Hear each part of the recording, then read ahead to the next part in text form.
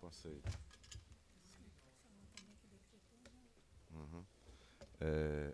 Boa tarde a todos. Às 14 horas do dia 21 de maio do ano 2019, declaro aberta a sessão do Tribunal Regional Eleitoral do Rio Grande do Norte. Questiono da Corte com relação à ata da sessão anterior. Alguma observação? Não há. Aprovada. Expediente algum? Sem expediente, senhor presidente. Obrigado.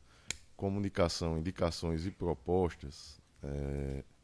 Eu comunico à Corte que foi, no dia de hoje, publicada a nomeação do juiz eleitoral substituto, Dr. Fernando Jales, e propõe uma moção de congratulações. Todos de acordo? De acordo. De acordo, acompanho. Ministério Público se associa, aprovada a moção de congratulações. E, com tristeza, eu anuncio e proponho voto de pesar em razão do falecimento do chefe do cartório eleitoral da 63ª Zona Eleitoral, Porto Alegre, o servidor Mairan Kleber Araújo Dantas, que com apenas 39 anos de idade veio a óbito no dia de ontem. O velório e o sepultamento será amanhã, às 9 horas, na cidade de Capicuí, na Paraíba, de origem. E o tribunal, através da portaria 101/2019, já decretou luta oficial da Justiça Eleitoral do Rio Grande do Norte, prazo de 3 dias, e submeto à Corte o voto de pesar. Todos de acordo? Acompanho, senhor presidente. Eu não tenho nenhuma outra proposição. Desembargador Cornélio Alves. Também não. Doutor Francisco Glauber. Não, senhor presidente. Doutor José Dantas de Paiva. Também não, senhor presidente. Doutor Ricardo. Doutor Vladimir. Sem comunicações, senhor presidente. Doutora Adriana. Sem proposições, senhor presidente. Então, doutora Cibele, desculpe. Sim. E, por oportuno, eu comunico à Corte que nos dias 27 é a saída aqui, atendendo à convocação da ministra Rosa Weber, irei me deslocar até Brasília, então ficarei afastado de 27 a 30 de maio. E aí comunico à Corte. E nos dias 7 a 17 de junho, eu peço a autorização da Corte para me ausentar do país. Todos de acordo? Acompanhamos. De acordo. Senador Glauber, já que Vossa eu fui Excelência tem- convidado para o mesmo, Pois não. mas não posso ir. É isso. Problema de saúde, tem uma cirurgia da esposa que está marcada o dia 28, não poderia ir ao evento lá em Brasília. E também estarei de férias, não estou lembrado se já comuniquei aqui, mas a partir do dia 17 de junho, por 15 dias, a partir do dia 17 de junho. Vossa Excelência é antes, né? De 7 a 17. 7 a 17. E as minhas férias a partir do dia 17, 15 dias. Dia 17, inclusive, desembargador. 17, sim. Então, 17 tem. Então, Mas o calendário está todo ele já. Rafael Lapado. Mas nada, doutor Glauber também, se quiser Senhor aproveitar, já presidente, vai. eu estarei afastado de Esse negócio- 24 a 28 de junho por motivo de viagem internacional a trabalho. A trabalho. Eu não sei se precisa, embaixador Cláudio, pedir autorização. Eu não vejo, só vejo juiz no exterior. Eu não vejo nenhum pedir autorização aqui. Então eu também não vou pedir. Mas sendo período de férias, eu acho que não há necessidade. Só Não, quando é o visita meu eu oficial. tô pedindo autorização mesmo, porque eu vou me afastar É. nesse período. Então, as comunicações. Opa, desculpe, doutor Zé Dantas, alguma comunicação? Já fiz o circuito, retornou só por conta desses avisos. Vamos dar início aos julgamentos. Estou vendo ali, doutor Fábio, tem algum processo pautado, doutor Fábio, do seu interesse? Não há? Então vamos seguir a ordem cronológica. Primeiro é embargo de declaração no recurso eleitoral número 52, distrito 52, o ano 2018. Relator desembargador Cornélio Alves, embargante Partido Social Democrático, Diretório Municipal de Tibau, Rio Grande do Norte, obviamente. Advogado doutor Thales Pinheiro. Está em mesa, desembargador Cornélio? Está sim. Vossa Excelência tem a palavra. Trata-se de embargo de declaração oposto por Partido Social Democrático, PSD, em face de acordo desta Corte, que desproveu o recurso eleitoral por ser interposto, mantendo a sentença do juiz da 49ª, que julgou não prestadas as contas apresentadas pela agremiação partidária referente ao exercício financeiro de 2017. A ementa do acordo tem a seguinte redação. Está no voto. Em síntese, o embargado alega omissão na decisão desta Corte, afirmando que deveria ser aplicados ao caso o princípio da razoabilidade e proporcionalidade. Colaciona o acordo do TSE, cujo entendimento, a teor de suas razões, seria aplicável à hipótese em exame, ensejando a aprovação contábil. Ao final, requer o provimento dos embargos para que seja suprida a omissão apontada. O relatório.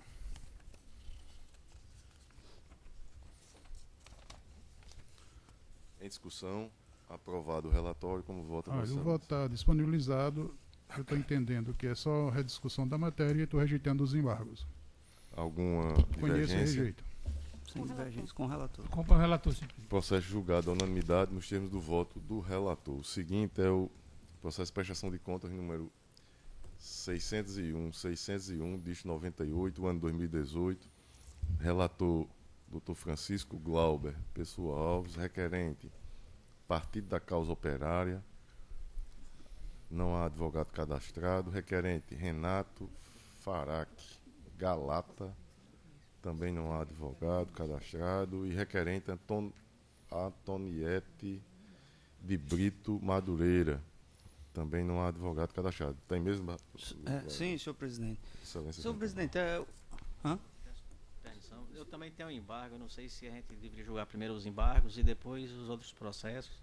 Ou pode Sim. ser, tem que obedecer a ordem ou não. Então, diferente, mas em tese os embargos embargo, né? Hein? Não, pode esperar sem nenhum problema, né? Eu estou seguindo a ordem aqui, mas em tese pelo regimento os embargos teriam prioridade. Por isso que eu questionei aí se houver algum... Isso é o menor problema, senhor presidente. Tá? Então, Doutor Zé Dantas. podemos ir. Doutor Zé Dantas está. Tem prioridade em vários Em vários aspectos. vários aspectos. Preenche vários requisitos. Bom, Por favor, identifique, doutor Zé Dantas. embargos de declaração na petição do processo 277-73 de 2018, ponto 6.2000. Embargos de declaração, ação de perda de mandato eletivo por infidelidade partidária, cargo vereador. Embargante Francisco Erivanaldo Dias Diniz, advogado Verlano de Queiroz Medeiros, embargado Comissão Provisória Municipal do Partido da República, UPR, em São Francisco do Oeste. Advogados Maria Daniele de Queiroz e Francisco Baldo Lobo Bezerra de Queiroz, e o relator este juiz. Pois não, Vossa Excelência. Trata-se de embargos de declaração interposto por Francisco Erivanaldo Dias Diniz, em face de decisão desta Corte, proferida na sessão do dia 7 de maio do ano em curso, por meio do qual, julgando procedente o pedido formulado na ação de perda de mandato eletivo, pedido pela Comissão Provisória Municipal do Partido da República, o PR, em São Francisco do Oeste, decretou-se a perda do seu mandato de vereador em face da sua desfiliação partidária sem justa causa. E aqui eu transcrevo o acórdão da decisão deste tribunal, que está disponibilizado no relatório do voto, e prossigo. O embargante alega em síntese que, primeiro, cerceamento de defesa em virtude de os quesitos por ele formulados não terem sido respondidos pela Polícia Federal. 2. Insuficiência de exame grafotécnico como fundamento para a condenação, já que a Polícia Federal teria constatado elementos de convergência, mas insuficientes para a conclusão categórica acerca da perícia, além do referido exame ter sido realizado em fotocópia não autenticada, impossibilitando a verificação da veracidade de sua assinatura. Com essas considerações, requereu o acolhimento dos embargos com a atribuição de efeitos infringentes a fim de julgar improcedente a representação por desfiliação partidária sem justa causa. Concluídos os autos, trago a julgamento na sessão agora, subsequente à chegada dos embargos, nos termos do artigo 1024, parágrafo 1º do CPC e ao relatório, senhor presidente. Em discussão, aprovado o relatório, como vota Vossa Excelência. Os embargos de declaração somente são cabíveis quando houver na sentença, acordo, obscuridade, contradição, omissão ou para corrigir erro material, consoante dispõe o artigo 1022 do CPC. Por sua vez, eu estou lendo os artigos, mesmo que seja de conhecimento de todos, e nós temos uma decisão diferente aqui. Por sua vez, o artigo 1023 do CPC estabelece que a petição de interposição dos embargos deve indicar o erro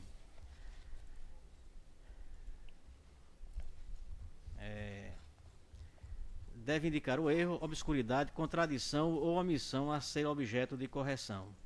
A partir de uma análise da petição apresentada pelo embargante, verifica-se que sequer houve alegação de algum dos vícios apontados a justificarem a interposição dos embargos de declaração.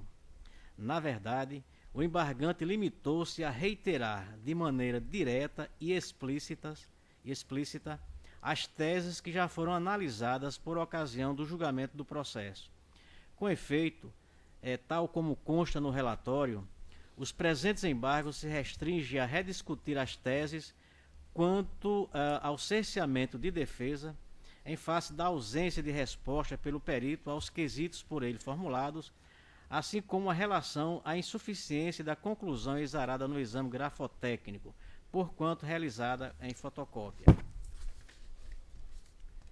Contudo, ambas as teses foram devidamente enfrentadas e rechaçadas por ocasião do julgamento do feito, rejeitando-se expressamente a preliminar de cerceamento de defesa e de nulidade da prova pericial, consignando-se inclusive que um dos documentos usados no exame foi o original do pedido de desfiliação endereçado ao juízo eleitoral da 40ª zona. O inconformismo do embargante, como se vê, refere-se pura e simplesmente ao entendimento firmado quanto aos questionamentos suscitados, não dizendo respeito a qualquer dos vícios mencionados no artigo 1022 do CPC. Reforço que o embargante, em momento algum, de suas razões, sequer faz menção ao vício que justificaria a integração do julgado por meio dos embargos, limitando-se a expor seu inconformismo com o resultado do julgamento. Nessa hipótese, conforme tem entendido a jurisprudência do Tribunal Superior Eleitoral, além do não conhecimento dos embargos, aquela Corte tem reconhecido o seu intuito manifestamente protelatório em face do completo desvirtuamento da finalidade dos embargos e da total dissociação entre as razões recursais e as hipóteses de cabimento dos declaratórios, independentemente de se tratar ou não dos primeiros embargos, e nesse sentido transcrevo aqui também a jurisprudência do TSE, que trata do tema, junto outra no mesmo sentido, e no final, continuando o voto, depois das transcrições, no caso dos autos, o embargante sequer fez menção aos vícios que poderiam ensejar a interposição dos declaratórios, restringindo-se, conforme esclarecido, a rediscutir questões já enfrentadas pelo órgão julgador.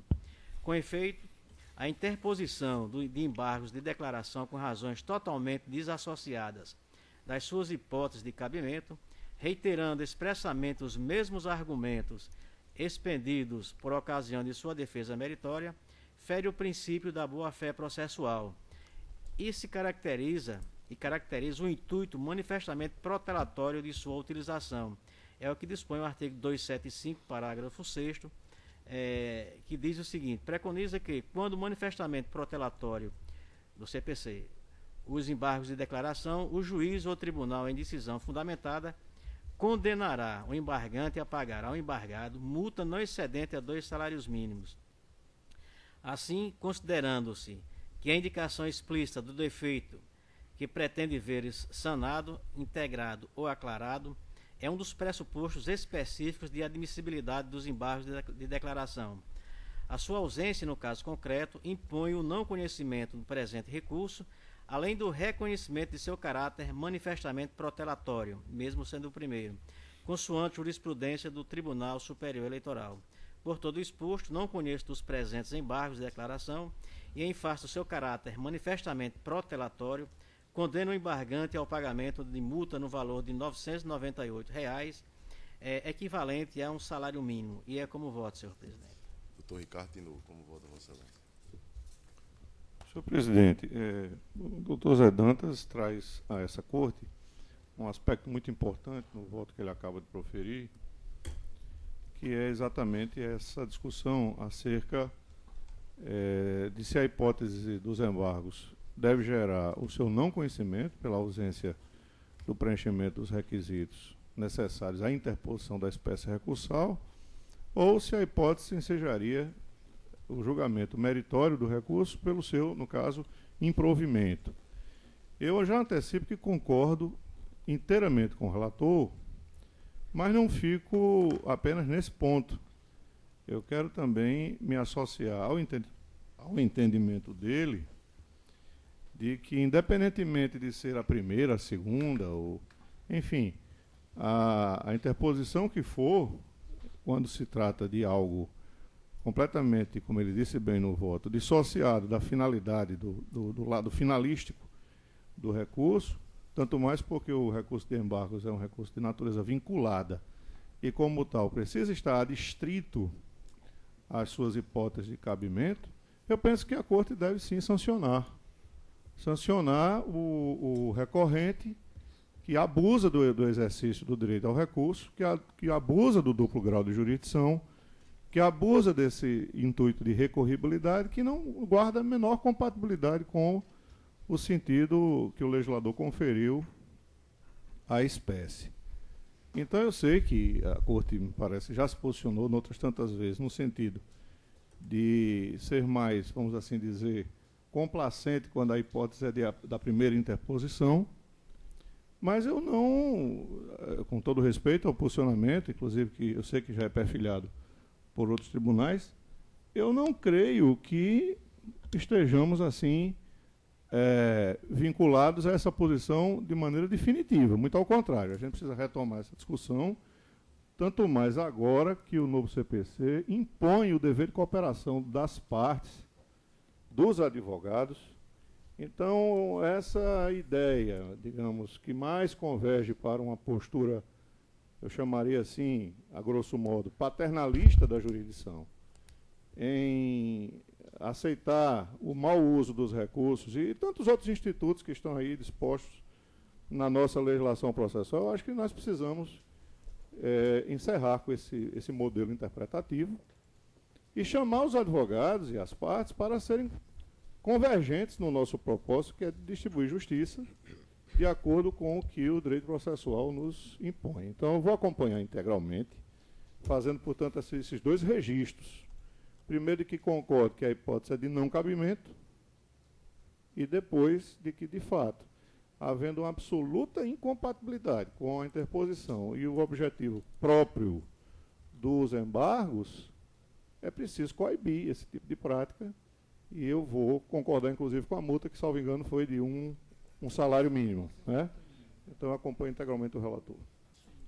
Doutor Vladimir Capistrano, como vota Vossa Excelência? Senhor presidente, em vários outros julgados aqui na Corte, quando se tratava de primeiros embargos, como destacou o doutor Ricardo e também como destacou o doutor José Dantas de Paiva, eu tenho perfilhado o entendimento de que não deve ser aplicada multa nem considerar os protelatórios em razão de uma jurisprudência que tem sido construída no TSE, e também o STJ tem vários julgados nesse sentido, de que esses primeiros embargos devem sim ser admitidos, sobretudo se for declarada a natureza, a finalidade, a finalidade pré-questionadora destes embargos. No entanto, eu tenho feito isso analisando os vícios integrativos que o embargante aponta na sua peça, ainda que seja para, ao final da análise, dizer que não há vícios a integrar, ou seja, que aquela omissão, contradição ou obscuridade apontada pelo embargante, da análise do acórdão embargado, de fato não existe. E, quando assim o faço, simplesmente desprovejo os embargos. Conheço, porque houve o apontamento de vícios integrativos, ainda que na visão do embargante, mas, analisando o acordo embargado, afirmo que os vícios integrativos não existem e desprovejo os embargos. No caso, em julgamento, na espécie, eu tive o cuidado, já tinha feito antes, mas agora, durante a leitura do voto do doutor José Dantas de Paiva, eu voltei a ler a petição dos embargos, e o embargante, de fato, não aponta nenhum vício integrativo no acordo embargado. Não é que o vício que ele apontou não exista, é que ele não aponta. Ele não aponta nenhum trecho em que haja omissão, obscuridade ou contradição no acordo. A petição dos embargos, ela poderia ser simplesmente nominada de recurso especial eleitoral e encaminhada à instância superior, porque, de fato, o que o embargante propõe na sua petição é a revisão do julgado, pura e simples. Não há o apontamento de nenhum vício integrativo na petição dos embargos. E eu faço questão de acentuar isso, porque, como disse no começo da minha fala, eu tenho admitido a análise da petição de embargos quando o embargante aponta vícios integrativos para, ao final, identificando que não há vícios integrativos, desprover os embargos. Não é o caso do processo de julgamento. Neste caso, a petição não aponta vícios integrativos. Ela se trata de uma mera resignação e não se teve sequer o cuidado de tentar demonstrar a existência desses vícios na petição. Então, com essas considerações, eu acompanho integralmente o relator, inclusive no estabelecimento da multa. Doutora Adriana Magalhães. Eu também, senhor presidente, acompanho integralmente, bem lançado o voto do doutor Dantas, e, de fato, se não há nenhum dos vícios, se não houve a subsunção do caso concreto às hipóteses do artigo 1022 do Código de Processo, de fato, não há sequer de se conhecer dos aclaratórios que foram opostos. Então, eu acompanho o relator quanto ao não conhecimento dos embargos e também quanto à multa que foi aplicada. Obrigado. Desembargador Cornélio. Acompanho o relator. Doutor Francisco Lauber. Senhor presidente, essa discussão é interessante e é preciso pontuar o seguinte. O doutor Ricardo já adiantou isso, na linha, aliás, do voto do eminente relator. Não é o fato de serem os primeiros embargos que indicam o manifesto caráter protelatório, não. Eles podem ocorrer na segunda apresentação dos embargos, eles podem ocorrer na terceira. De fato, em tese, há ensejo para a apresentação de segundos, terceiros embargos que sejam pertinentes. É claro que isso é uma situação de absoluta exceção. Então, na verdade, o que se tem de analisar é caso a caso e me parece, pelo menos tem sido assim que eu tenho tendido a votar, isso depende muito da sensibilidade do relator em achar que se de fato embargou com base em algum dos vícios dos embargos de declaração ou não. E me parece muito claro que nessa hipótese não foi. Foi revestido de caráter manifestamente infringente sem que tivesse havido qualquer um dos vícios, ou seja, omissão, contradição ou obscuridade, e nessa circunstância, na verdade, os embargos deixam de ser um recurso de integração e passam a ser um recurso amplo, por assim dizer, o que não é cabível. Eu só destaco isso não para divergir, mas para reforçar no que tange o relator, que os embargos não conhecidos, em tese, já ensejam, se não houver passado o prazo para o recurso para a seara especial, o trânsito em julgado da decisão que está sendo embargada e que não está sendo conhecida. Mas com esse pequeno esclarecimento do debate, eu acho que tem que depende muito do relator e da percepção que o relator tem da matéria. Eu acompanho integralmente o voto. E nós não trouxemos aqui essa questão do prazo. Entendi, porque não iria antecipado. Não antecipar, exatamente. Isso. Perfeito.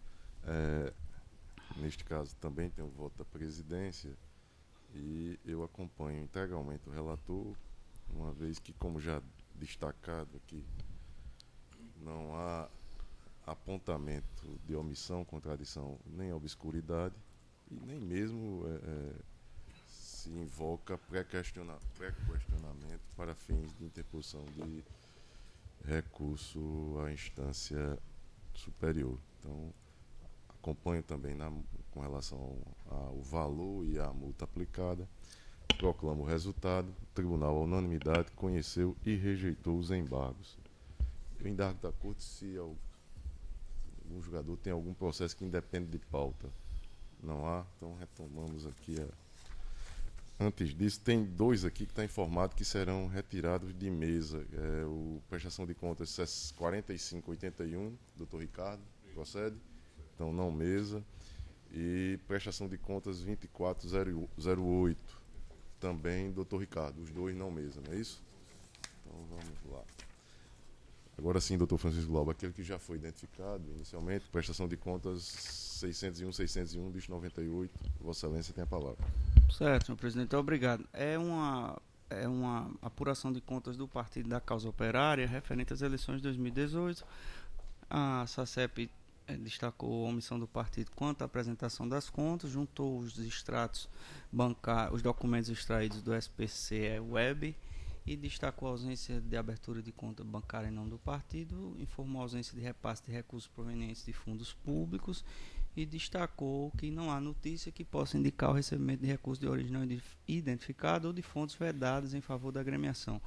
Houve toda a tramitação com citação do partido, que não se manifestou, o prazo transcorreu em Raubes, a douta PRE opinou pelo julgamento das contas como não prestadas nos termos da legislação de regência. É uma matéria já conhecida nossa, eu vou chamar a atenção do colegiado só para um aspecto específico. Na verdade, a propositura, a semelhança do que nós vínhamos fazendo aqui, está sendo sempre da aplicação de julgar não prestadas as contas, com a perda de direito ao recebimento da cota do fundo partidário e a suspensão do registro da anotação no órgão de direção estadual. Pois bem, qual é o diferencial desse caso que traga julgamento desse colegiado? O Supremo Tribunal Federal, na ação direta de inconstitucionalidade 6032, monocraticamente concedeu uma liminar relativamente às resoluções 23432 de 2014, que trata da prestação de contas anuais, 23546/17, que também trata de prestação de contas anuais, e 23571 de 2018, que trata da criação, organização, fusão, incorporação e instituição de partidos. Essa liminar, que, repito, é monocrática, embora seja do Supremo, ela não tratou da resolução 23553 de 2017, que é a resolução que regula esse procedimento dessa causa específica em julgamento, ou seja, da omissão do partido em prestar contas. Eu entendo, a minha proposta de voto está sendo no sentido de aplicar a resolução, como diria o outro, tal qualmente está lavrada, porque não foi objeto de suspensão expressa pela decisão monocrática do Supremo Tribunal Federal, relator ministro Gilmar Mendes, sem prejuízo de que, eventualmente, na via do recurso, o TSE, se assim entender o caso, aplique na via da ratio dissidente, colegiadamente, como me parece que seria mais adequada, se assim entender o caso, as hipóteses regidas por essa resolução. Fiz só esse destaque para esclarecer o que é que está vindo de diferente em relação a processos anteriores que nós já julgamos. Então, eu estou julgando não prestadas as contas do Partido da Causa Operária, com perda do direito ao recebimento da cota do fundo partidário enquanto perdurar essa inadimplência e com suspensão do registro da anotação do órgão de direção estadual até eventual regularização. É como voto, senhor presidente. Perfeito. Face da matéria é nova, né? Isso. Então, vamos tomar os votos individualmente aí. Doutor José Dantas de Paiva. Acompanho o relator, senhor. Doutor Ricardo Tinoco. Como bem destacado, o pronunciamento foi de natureza monocrática e não faz referência expressa à resolução mencionada. De tal modo que parece que, se nós incluíssemos a hipótese dentro do que foi objeto do sobrestamento, nós estaríamos assim exorbitando daquilo que foi decidido pelo Supremo. Então, com base nisso, eu vou acompanhar o relator. Doutor Vladimir Capistrano. Senhor presidente, eu me preocupei em verificar a temporalidade da ADI, porque poderia ser que a resolução 23.553 não tivesse sido alcançada, porque fosse posterior ao ajuizamento. No entanto, eu vejo que a resolução 23.571, que é posterior à resolução 23.553, foi alcançada pela decisão liminar, ou seja, a resolução 23.553 ela não foi incluída não porque temporalmente não fosse possível, mas porque expressamente não, ou o relator assim não o desejou, ou não houve pedido expresso nesse sentido. Então, também por essa razão, eu acredito que a gente não poderia estender os efeitos dessa liminar nesta ADI a uma resolução que já estava em vigor quando ela foi proposta e que, imagino que propositadamente não foi alcançada pela decisão judicial. Com esse acréscimo, eu acompanho integralmente o relator. Doutora Adriana, Acompanho integralmente o relator, senhor presidente. desembargador Cornélio. Também acompanho. Então, processo julgado à unanimidade nos termos do voto do relator. O seguinte é prestação de contas número 601.599, distrito 31, relatoria do Dr. Francisco Glauber, requerente Partido Republicano da Ordem Social, Comissão Provisória Estadual, requerente Albert Dixon de Lima e também requerente Paulo Henrique Barbosa Xavier. Não há informação de advogado cadastrado para nenhum dos requerentes. Está em mesa, doutor Glauber? Tá, senhor presidente. É um processo também similar, eu vou só destacar o seguinte, um expediente acerca da omissão da prestação de contas referente ao Partido Republicano da Ordem Social, também nas eleições passadas, e o diferencial em relação ao processo anterior é que, embora não tenha havido repasse de recursos provenientes de fundos públicos, constou o recebimento de recursos do Diretório Nacional do PROS nos extratos bancários. Todo o iter procedimental foi idêntico, e sendo que o Ministério Público, além da aplicação das sanções previstas na legislação já indicada, também pede a devolução ao erário dos recursos de origem não identificados detectados. Pois bem, indo ao voto que está disponibilizado aí para Vossas Excelências, eu destaco, no caso concreto, o item 16, que é o diferencial. Constata-se ainda que o omisso foi destinatário de recursos advindos do Diretório Nacional, creditados em seu favor por meio de transferências interbancárias, sem informação acerca dos respectivos doadores originários, como exige o artigo 31, parágrafo 3º da Resolução TSE 23553/2017, caracterizando por tais recursos como de origem não identificada, nos termos do artigo 32, parágrafo 1º, 2 da referida norma, que totalizam a quantia de R$240 mil, conforme o detalhamento que faço na tabela que está transcrita aí e os senhores têm acesso. Os valores especificados acima foram utilizados através de compensação de cheques, em contrariedade à legislação eleitoral, ensejando o devido ressarcimento ao erário, como se infere dos extratos bancários acostados aos autos pela SACEP, os IDs aí identificados. Então, nessa premissa, o que tem de diferença em relação ao processo anterior é isso. Eu julgo como não prestadas as contas, aplicando-se as penalidades de perda do direito de recebimento de cota do fundo partidário enquanto perdurar a inadimplência, de suspensão do registro e anotação do órgão de direção estadual até eventual regularização e determinação de recolhimento ao erário no prazo de 5 dias após o trânsito julgado, da importância de R$240 mil, resultante da utilização de recursos de origem não identificada, nos termos da legislação que indica, tudo atualizado e acrescido do que houver devido até a data do adimplemento. É como voto. Isso me parece não ter... Só uma indagação ao doutor Glauber. Pois não, doutor Vladimir. A devolução, doutor Glauber, está decorrendo da origem ou da utilização? Me pareceu que da origem, né? Seria da origem. Porque, como tem ali no 17, fala também da utilização, mas pela origem é que efetivamente é que está determinando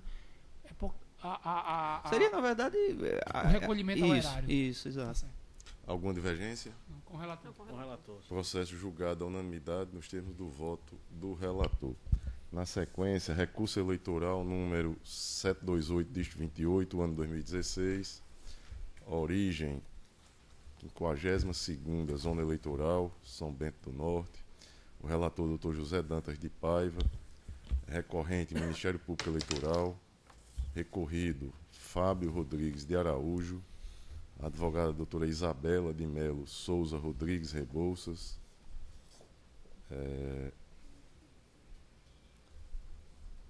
Me parece somente esse recorrido.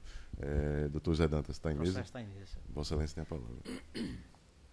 Trata-se de recurso interposto pelo Ministério Público Eleitoral em face de sentença proferida pelo juiz eleitoral da 52ª Zona, que extinguiu, sem resolução do mérito, a ação de impugnação de mandato eletivo, AIME, proposta pela coligação Um por Todos e Todos por Um, e por José Moraes Pereira, em desfavor de Fábio Rodrigues de Araújo e Afrânio Reis Cavalcante, candidatos eleitos, respectivamente, para os cargos de prefeito e vice-prefeito do município de Galinhos, nas eleições municipais de 2016, sob a alegação de abuso de poder econômico, corrupção e fraude praticada naquela campanha eleitoral. Após regular instrução do feito, o juízo da 50ª Zona, por meio da decisão de folhas 258 e 259, extinguiu o feito sem resolução do mérito, em face da perda superveniente do interesse de agir, ocasionado pela cassação dos diplomas dos impugnados, ocorridas nos autos da AIGE, cujo número está aqui, transcrito no relatório, inclusive com a realização de eleição suplementar no município e a escolha de novos mandatários. O Ministério Público, oficiante perante aquele juízo, interpôs o presente recurso, sustentando a ausência de prejuízo quanto ao julgamento da AINE, bem como a ausência de trânsito em julgado da decisão proferida na AIGE, o que poderia, em tese, ensejar o retorno dos investigados ao mandato. Fábio Rodrigues de Araújo apresentou contra as razões, suscitando, preliminarmente, a ilegitimidade recursal do Ministério Público, porquanto participara do feito apenas como fiscal da lei. No mérito, pugnou pela manutenção da sentença recorrida e, com vista dos autos, a Procuradoria Regional Eleitoral opinou pela rejeição da preliminar de ilegitimidade recursal do Ministério Público e, no mérito, pelo desprovimento do recurso, com a manutenção da sentença que extinguiu o processo sem resolução do mérito e ao relatório, senhor presidente. Eu faço uma correção na identificação, eu omiti o nome do recorrido Afrânio Reis Cavalcante, que tem como advogada Silvana Matias Cavalcante. São dois recorridos. Exatamente. Com relação ao relatório, alguma observação? Não há? Observação. Aprovado. Como vota Vossa Excelência? Bom, preliminarmente no voto de ilegitimidade de recurso recursal. Conforme relatado, a parte recorrida, em suas contrarrazões, alegou a ilegitimidade recursal do Ministério Público sob o argumento de que, atuando como fiscal da lei, não poderia recorrer diante da ausência de recurso da parte impugnante. Contudo, conforme muito bem pontuado pela Procuradoria Regional Eleitoral, não existe qualquer dúvida quanto à legitimidade recursal, independentemente do Ministério Público naqueles feitos em que atua como fiscal da lei. Independe. O artigo 996 do CPC estabelece que o recurso pode ser interposto pela parte vencida, pelo terceiro prejudicado e pelo Ministério Público como parte ou como fiscal da lei. A matéria se encontra sumulada no âmbito do STJ, por meio do seu enunciado, enunciado número 99, que diz o seguinte: o Ministério Público tem legitimidade para recorrer no processo em que oficiou como fiscal da lei, ainda que não haja recurso da parte. Aí trago aqui a doutrina também de Daniel Amorim, e diante dessa possibilidade jurídica e pelas razões expostas, senhor presidente, rejeito a preliminar de legitimidade recursal do Ministério Público, suscitada pela parte recorrida. Com relação à preliminar, alguma divergência? Com relator. Não há divergência. No mérito, como vota Vossa Excelência? Quanto ao voto mérito, a matéria debatida no presente recurso eleitoral se restringe à análise da decisão que entendeu pela perda superveniente do objeto da ação de impugnação de mandato eletivo, em virtude da cassação do mandato dos impugnados em outro processo, com o efeito, com efetivo afastamento dos cargos públicos e a escolha de novos mandatários aos cargos de prefeito e vice-prefeito. Com efeito, tal como restou consignado no parecer ministerial, não merece qualquer reparo à sentença recorrida. A ação de impugnação de mandato eletivo tem previsão no artigo 14, parágrafo 10º da Constituição Federal, que está transcrito aqui também no voto e é de conhecimento de todos. Portanto, o objeto pretendido pela referida ação eleitoral é a desconstituição, cassação do mandato eletivo obtido ilicitamente por meio de abuso de poder, corrupção ou fraude. Não há a possibilidade de interposição de qualquer outra sanção desse tipo de demanda por ausência de previsão legal. Até mesmo eventual inelegibilidade prevista na norma infraconstitucional constituiria efeito extrínseco e secundário da demanda, somente aferível em futuro pedido de registro e candidatura, não sendo capaz de justificar a manutenção de interesse no presente feito, até mesmo porque esse efeito também já foi conseguido de maneira direta por meio da ação de investigação judicial eleitoral número 718-81 em 2016. E aqui trago também a doutrina de José Jairo Gomes, transcrevo aí no mesmo sentido. Continuando com o voto, trago outra decisão de alguns tribunais regionais eleitorais. São várias decisões nesse sentido, da perda superveniente do objeto. E no caso dos autos, continuando lá na página 6, os impugnados Fábio Rodrigues de Araújo e Afrânio Reis Cavalcante tiveram os seus mandatos de prefeito e vice-prefeito, respectivamente, cassados por meio de decisão proferida na AGE 718-81 de 2016, inclusive com a efetiva realização de eleições suplementares no município de Galinhos, ocorrida em momento anterior à prorrogação da sentença recorrida. A Procuradoria Regional Eleitoral, em sua manifestação, ainda trouxe aos autos a informação de que a decisão proferida nos autos da AGE, que cassaram os mandatos objeto de impugnação nestes autos, transitou em julgado no TSE em 14 de abril do ano em curso, ratificando a decisão definitiva da desconstituição do mandato dos impugnados ora recorridos. Assim, considerando que o único objetivo diretamente possível por meio da presente demanda já foi devidamente alcançado de maneira definitiva e irreversível nos autos da AGE 718, já identificada nos autos, agiu com acerto, portanto, a magistrada sentenciante, ao reconhecer a falta superveniente de interesse de agir neste processo, extinguindo sem resolução do mérito, nos termos do artigo 485, inciso 6 do CPC. Ante o exposto, em consonância com o parecer da Procuradoria Regional Eleitoral, o meu voto é no sentido de, primeiro, rejeitar a preliminar de ilegitimidade recursal do Ministério Público, fato que já foi julgado agora, e pelo desprovimento do recurso, mantendo a sentença recorrida, que extinguiu o feito sem resolução do mérito, e é como voto, senhor presidente. Doutor Ricardo, como vota Vossa Excelência? Senhor presidente, mais uma vez, o voto do colega José Dantas traz um ponto de natureza processual que é bastante interessante. O voto fundamenta na parte meritória, é fundamentado na alegada ausência, na verdade não é da ausência, é da perda superveniente do interesse processual de agir. Todos nós sabemos que o interesse processual de agir, enquanto condição da ação, rememorando a conhecida teoria eclética que foi absorvida pelo Código 73, já revogado, é a teoria que compreende o interesse processual como condição da ação. E, em sendo assim, a inocorrência ou a inobservância desse interesse, seja o ensejo do ajuizamento da demanda, seja depois, quando ela se desnatura, quer dizer, quando ela desaparece supervenientemente, deve, por força dessa teoria, acarretar o julgamento de extinção sem resolução do mérito. E foi assim que a juíza se pautou ao extinguir o processo, com fundamento no artigo 485, inciso 6 do Código de Processo Civil em vigor.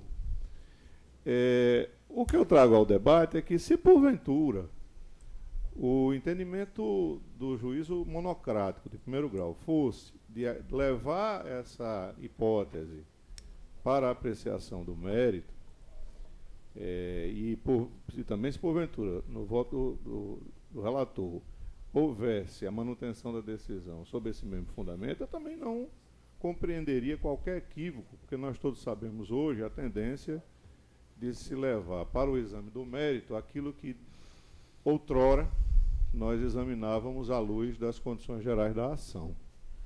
Então eu quero dizer que acompanho o voto do relator, seja porque é muito bem posto, bastante explicativo e tecnicamente adequado, fazendo esse acréscimo, porque creio que é preciso evoluir com relação a essa interpretação sobre a teoria eclética, na medida em que, de resultado, qual seria a diferença caso o julgamento em primeira instância fosse extinguindo o processo com julgamento de mérito, já que nós estamos diante de um mandato cassado, aliás, definitivamente cassado, inclusive faz-se referência ao julgamento já proferido no âmbito do TSE, e, portanto, por não haver nenhuma diferença prática entre uma extinção do processo em caráter terminativo ou uma extinção do processo em caráter definitivo, caso, porventura, o entendimento do relator fosse no sentido de extinguir com julgamento de mérito, eu também não veria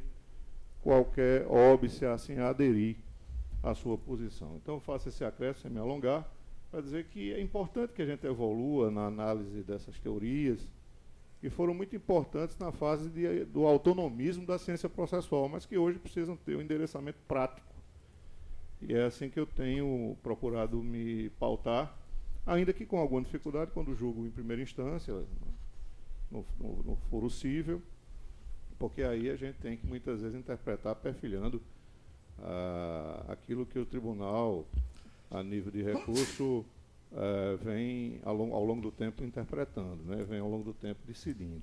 Mas aqui, em segundo grau, acho que é interessante tentar aproveitar uma oportunidade como essa para abrir o debate e dizer que é preciso flexibilizar a análise em torno da incidência dessas teorias, que, como eu disse, foram muito importantes numa dada época, mas que hoje, por não trazerem qualquer diferença prática no efeito do exame do caso concreto, elas não podem ser elevadas a um grau de tanta relevância assim. Então, quero dizer que acompanho com esses acréscimos que acabo de fazer. Doutor Vladimir Capistrano.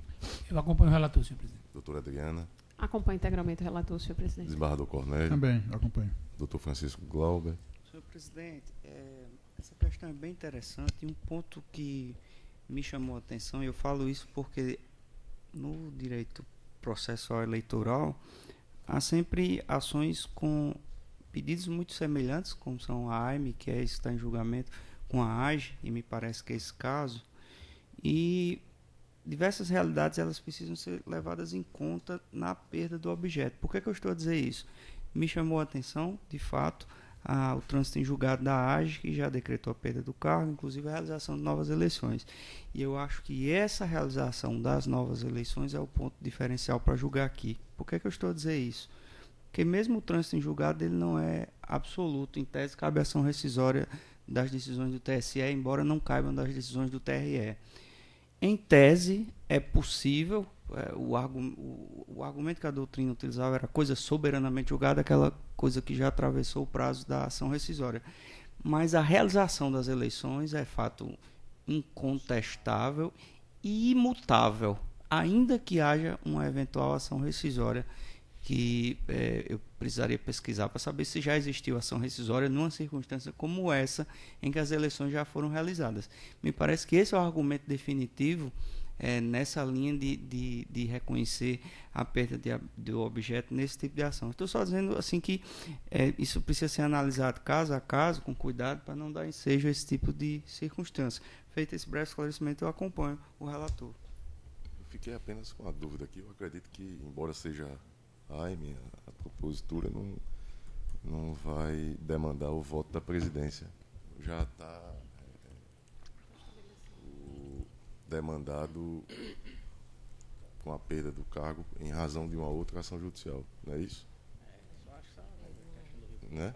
Então não tem a necessidade, embora aqui seja um dos pedidos. Então, proclamo o resultado. O tribunal, unanimidade, rejeitou a preliminar e, no mérito,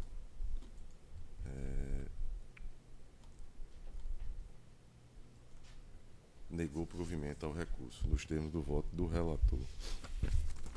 Na sequência, temos recurso criminal número 1, dígito 47, o ano 2017. O relator,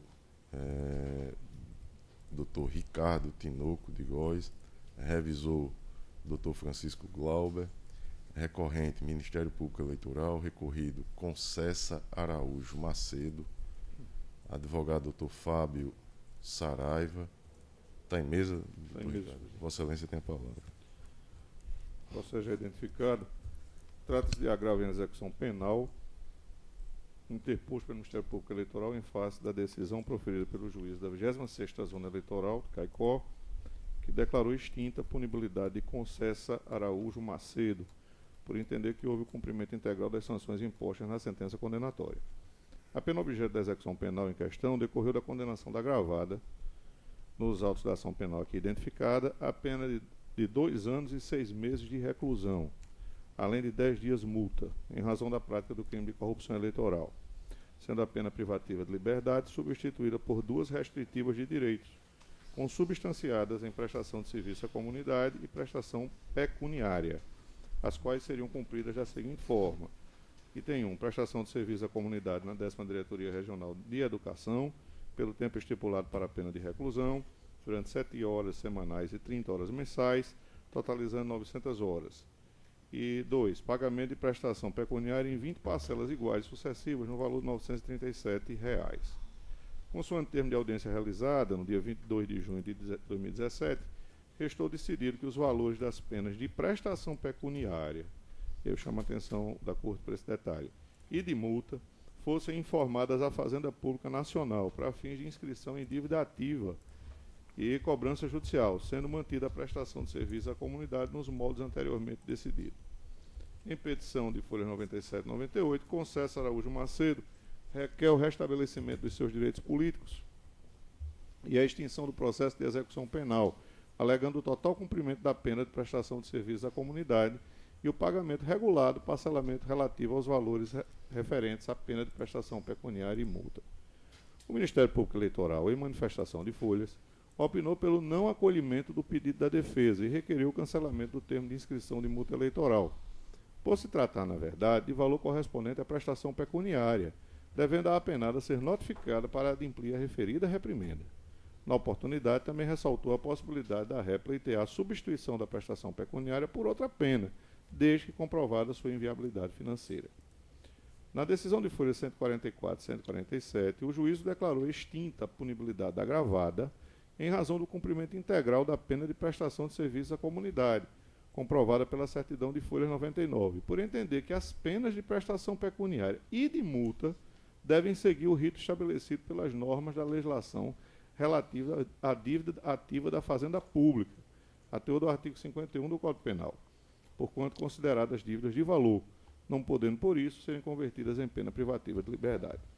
E resignado com a decisão que extinguiu a punibilidade da apenada, o Ministério Público Eleitoral interpôs o presente agravo em execução penal, asseverando que o juízo sentenciante não agiu com acerto ao transformar a pena restritiva de direitos, prestação pecuniária, em dívida de valor e, consequentemente, declarar extinta a punibilidade da recorrida, uma vez que, ao contrário do que se verifica com a sanção de multa, tal espécie de pena tem caráter exclusivamente penal, razão pela qual o seu eventual inadimplemento traz como consequência a sua conversão para a pena inicialmente fixada, no caso, a privativa de liberdade.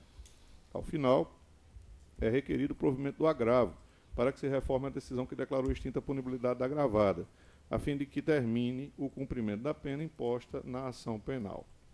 Nas contrarrazões, a agravada sustenta que, abre aspas, discussão que ora pretende o representante do Ministério Público levar a efeito para impedir o restabelecimento dos direitos políticos suspensos da executada é completamente extemporânea por tratar de matéria preclusa, fecha aspas, tendo em vista que não houve nenhum recurso interposto contra a decisão proferida na audiência admonitória que estabeleceu as condições ao cumprimento da pena, inclusive no que se refere à inscrição na dívida ativa da pena pecuniária, estando assim a decisão estabilizada em todos os seus aspectos jurídicos. Aduz que, diante da inscrição da pena pecuniária na dívida ativa, esta não poderá ser convertida em pena privativa de liberdade, por se tratar de dívida de valor, incidindo na espécie a legislação própria da execução fiscal, nos termos do artigo 51 do Código Penal. Informa ainda que, em relação ao valor da pena pecuniária, aderiu ao programa de parcelamento de dívidas não tributárias de pessoas físicas, estando adimplente com os pagamentos das parcelas, conforme atesta a certidão positiva com efeito de negativa de débitos emitida pelo órgão fazendário, o que possibilitaria o restabelecimento dos direitos políticos suspensos. Pugna ao final pelo não conhecimento do recurso ou pelo seu desprovimento para manter a decisão recorrida na íntegra. Em decisão de folhas 168, o juízo ACOR registra que não há motivo para reconsideração da decisão recorrida, mantendo-a por seus próprios fundamentos. A Procuradoria Regional Eleitoral, no parecer de folhas, manifesta-se pelo conhecimento e provimento do recurso para fins de reformar a sentença e, em consequência, determinar o prosseguimento da execução penal em desfavor de Conceição Araújo Macedo, no tocante à pena pecuniária substitutiva, com sua conversão em pena privativa de liberdade. Nos termos dos artigos 67, inciso 5, 72, inciso 3 do regimento interno deste tribunal, os autos foram encaminhados ao revisor, que solicitou sua inclusão em pauta para julgamento e ao relatório. Em discussão, aprovado o relatório, como vota Vossa Excelência. Conforme já relatado, o Ministério Público Eleitoral interpôs agravo em execução penal em face de decisão que declarou extinta a punibilidade de Conceição Araújo Macedo pelo cumprimento das sanções impostas na sentença condenatória, tendo em vista o cumprimento integral da pena de prestação de serviços à comunidade, e ao considerar que as penas pecuniárias, tanto a prestação pecuniária quanto a multa autônoma, por serem consideradas dívidas de valor, seguiriam as normas da legislação relativa à dívida ativa da Fazenda Pública para fins de cobrança, a teor do artigo 51 do Código Penal. De início, cumpre esclarecer que a espécie recursal de que se trata é regulada atualmente pela Lei da Execução Penal, a qual prevê expressamente o recurso de agravo em execução penal como meio adequado para impugnar decisões proferidas pelo juízo no processo de execução, com aplicação subsidiária no âmbito da Justiça Eleitoral diante da falta de previsão na legislação eleitoral de matéria atinente à execução da pena.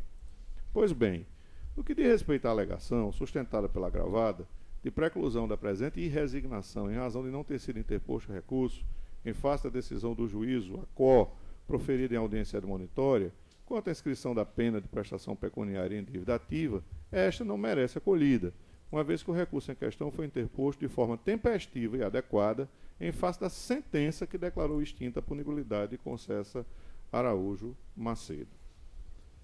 Ademais, vale ressaltar que, em manifestação anterior à aprovação da sentença, o Ministério Público Eleitoral, após ter visto dos autos, requereu o cancelamento da inscrição da pena de prestação pecuniária na dívida ativa, pedido que não foi atendido pelo juízo sentenciante, restando assim definitivamente afastada a alegação de preclusão da matéria. Superada tal questão, passo à análise do mérito. Nas razões do agravo, o órgão ministerial insurge-se apenas quanto à conversão da pena de prestação pecuniária em dívida de valor, já que esta, por ser pena restritiva de direito, não pode ser equiparada à pena de multa, para fins de aplicação do artigo 51 do Código Penal. E aqui eu faço o destaque da disposição normativa, que eu peço licença para não lê-la, o voto está disponibilizado. Sobre a possibilidade da pena de prestação pecuniária ser convertida em dívida de valor, observa-se que o dispositivo acima transcrito se refere claramente à pena de multa, ao passo que a prestação pecuniária constitui pena restritiva de direitos, conforme o rol taxativo do artigo 43 do Código Penal. E, de fato, na transcrição aqui do dispositivo, logo no inciso 1º, se vê com toda clareza. As penas restritivas de direitos são, aí, inciso 1, prestação pecuniária, de forma que não há como confundir a pena de prestação pecuniária com a pena de multa. Como se vê, trata-se de institutos distintos, uma vez que a prestação pecuniária, que possui natureza de pena restritiva de direitos, é destinada à vítima, seus dependentes ou entidades públicas ou privadas com destinação social, enquanto que a multa tem como destinatário o Fundo Penitenciário Nacional e observa a sistemática dos artigos 49 a 52 do Código Penal. E aqui eu cito um escolho aqui do professor Kleber Masson, né? Eu peço licença para não ler. Também faço referência e uso aqui desse aporte na jurisprudência oriunda do STJ, com alusão à distinção sobre as duas penas, a natureza dessas penas. Um excerto aqui da relatoria do ministro José Arnaldo da Fonseca, origem Minas Gerais, outro do ministro Hamilton Carvalho, e continuo. Nesta esteira, merece reparo a decisão do juiz Acó, que converteu a pena de prestação pecuniária em dívida de valor e, em consequência, declarou extinta a punibilidade da agravada, haja vista a impossibilidade de se equiparar a mencionada pena à multa, já que a prestação pecuniária segue a normativa do artigo 44, parágrafo 4 do Código Penal, qual estabelece que o inadimplemento de sanção restritiva de direitos implicará na sua conversão em pena privativa de liberdade. E faço referência aqui ao dispositivo retrocitado. Desse modo, no caso de descumprimento da pena de prestação pecuniária, o correto seria convertê-la em pena privativa de liberdade e não em dívida de valor, com a inscrição em dívida ativa, como ocorreu na hipótese sem tela. A par disso, tem-se que a penalidade imposta à condenada não foi integralmente cumprida, diante da pendência de adimplemento da pena de prestação pecuniária nos moldes preconizados pelo ordenamento jurídico, o que inviabiliza a declaração da extinção de punibilidade de Conceição Araújo Macedo, razão pela qual deve ser reformada a decisão recorrida para que a agravada retome o cumprimento da mencionada sanção pecuniária, desta vez de forma adequada à sua natureza jurídica, sob pena de conversão em pena privativa de liberdade, os termos do artigo 44, parágrafo 4º do Código Penal. E aí peço atenção para esse destaque que faço agora. Por oportuno, esclareço que deixo de fazer a conversão imediata da pena restritiva de direitos em privativa de liberdade, nos termos reclamados pela Procuradoria Regional Eleitoral, em seu parecer de folha 175 a 183, tendo em vista que o cumprimento equivocado da referida sanção foi determinado pelo juiz ou ACOR, em decisão proferida em audiência admonitória, para definir as condições do cumprimento da pena imposta na ação penal, conforme se extrai da leitura do termo de audiência de folhas 37, que equiparou a multa à pena de prestação pecuniária de R$ 18.740, a ser paga em 20 parcelas de R$ 937. Decisão esta que restou confirmada na segunda audiência admonitória, já na segunda oportunidade, no termo de folha 55, o que levou a agravada a acreditar inadvertidamente que eventual inadimplemento da reprimenda em questão acarretaria consequências distintas da aludida conversão em pena privativa de liberdade. Ante o exposto, conheço e dou provimento ao agravo em execução penal, interposto pelo Ministério Público Eleitoral, reformando a decisão ACOR, no sentido de afastar a declaração de extinção de punibilidade de Conceição Araújo Macedo, com a determinação de prosseguimento da execução penal para que a agravada retome o cumprimento da pena de prestação pecuniária perante o juízo da execução penal. É como voto. Doutor Ricardo, esse processo, quando distribuído, certamente Vossa Excelência não estava com assento na corte ainda. Aí eu trago só para reflexão o artigo 72 do Regimento Interno, porque aqui no agravo em execução e foi distribuído com revisor. E nesse dispositivo diz que são feitos que têm revisão, recurso contra a expedição de diploma, não é o caso, ação penal originária e revisão criminal, também não é, e recursos em sentenças proferidas em feitos criminais relativos a infrações apenadas com reclusão, também não seria o caso. Mas eu estou trazendo para reflexão para que em outros feitos distribuídos não tenhamos a figura da revisão, mas dada a qualidade do revisor nesta oportunidade, juiz de execução penal, acho que a gente não poderia perder a oportunidade de falar, mas que nos próximos eu imagino que a distribuição para ter a... Me parece, senhor presidente, que foi lido genericamente o inciso 3º, né? Pois é, mas não se aplica. Mas vamos ouvir o voto do doutor Francisco Glauber, que fez a revisão, mas estou de acordo que nos próximos não teríamos a figura do revisor. Então, nesse caso, o inciso 3º só se aplica aos processos de conhecimento. Isso, e que sejam apenas com reclusão. Que, no caso aqui, a pena é de reclusão. Pois essa é a observação que eu ia fazer. Aí a pergunta é se esse inciso 3º se aplica também Exatamente. nos processos de execução ou só nos processos de conhecimento. Porque que há reclusão no caso, isso aí me parece que... A minha interpretação que faço é que seria só no caso de processo de conhecimento.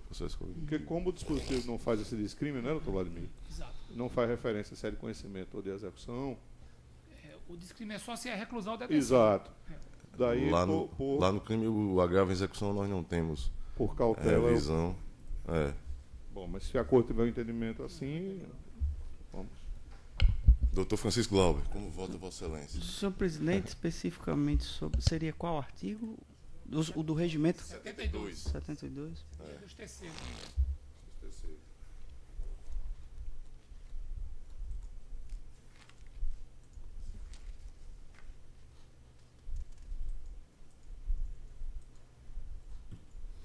Me parece que estaria abrangido pelo inciso 3º do 72.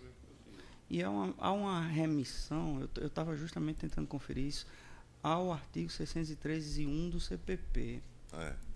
Deixa eu só ver a...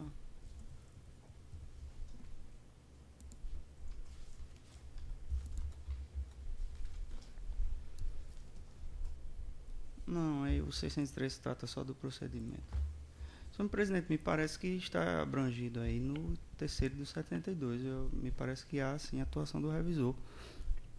Vamos, não, Que tem muito pouco a fazer nesse caso, dado o brilhantismo do voto prolatário.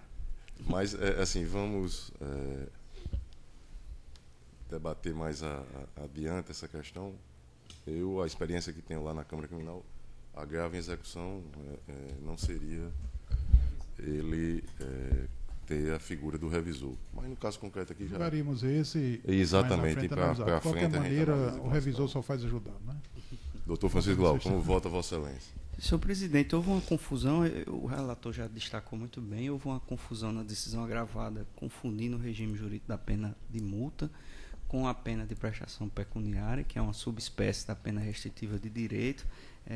Somente a pena de multa pode ser convertida em dívida de valor a ser executada hoje, segundo a jurisprudência e segundo o texto de lei pela Fazenda Pública. Isso não se aplica à prestação pecuniária. Destaco, inclusive, que não só do texto da lei, o descumprimento da prestação pecuniária, inclusive, como uma modalidade de despenalização, ele só enseja ou o cumprimento, mas enseja até mesmo a conversão na pena privativa de liberdade. Nós temos a jurisprudência muito clara a esse respeito e ela é muito tranquila. A jurisprudência... só um minuto. Inclusive, recente do STJ é isso, o RESP 169-9665, julgado agora em agosto de 2018, relatora ministra Maria Tereza de Assis Moura, só para trazer um exemplo. De sorte que me parece que houve equívoco na decisão agravada e o relator muito bem demonstrou isso. A sugestão que eu faria ao eminente relator, eu não sei se já chegou a ver a inscrição na dívida ativa da União, seria só um adendo para cancelar, se for o caso, a inclusão na dívida ativa, se já tiver ocorrido, né? Porque nos autos, pelo menos quando eu os compulsei, eu não verifiquei não constatei que a inscrição já tinha sido realizada, mas poderei só colocar eventualmente, porque uma vez que foi incluso na dívida ativa, eu digo isso por experiência própria da Justiça Federal, sair não é fácil. Talvez seja a pena maior do que essa pena do pagamento da prestação pecuniária, mas só esses esclarecimentos, senhor presidente, e acompanho integralmente o voto relator. Doutor Vladimir Capistrano, como vota Vossa Excelência? Senhor presidente, nitidamente há uma confusão por parte do juiz de primeiro grau entre prestação pecuniária e pena de multa. O parágrafo 2º do artigo 44 do Código Penal, ele autoriza o juiz a substituir a pena privativa de liberdade superior a 1 ano por 2 restritivas de direito ou por 1 restritiva de direito e multa. O juiz tratou o caso como se tivesse sido substituída por 1 restritiva de direitos e multa. Eu fui ver a sentença do processo de conhecimento e no processo de conhecimento está dito expressamente na sentença que a substituição é por 2 restritivas de direito e dedica um parágrafo a cada uma delas. A pena de prestação de serviço à comunidade e outro parágrafo à prestação pecuniária. Ou seja, a sentença do processo de conhecimento ela é muito clara, não deixa margem para qualquer dúvida.